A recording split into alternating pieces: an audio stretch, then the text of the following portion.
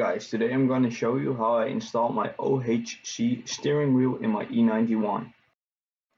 First I've made this cable to get power from the horn.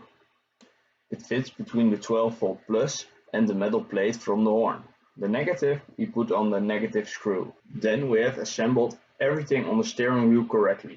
Now we have to find the power cable on the back side of the clock spring so we can attach the booster cable from the OHC steering wheel module.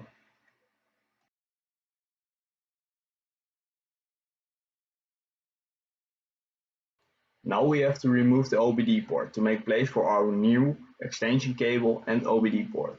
I self have made this bracket in Fusion 360 and printed with my 3D printer to fit it on the old place.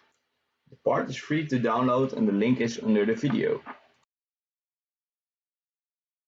I self have fit the Bluetooth module with double-sided tape. It works good for me. Now you can put everything back into place and then we are finished.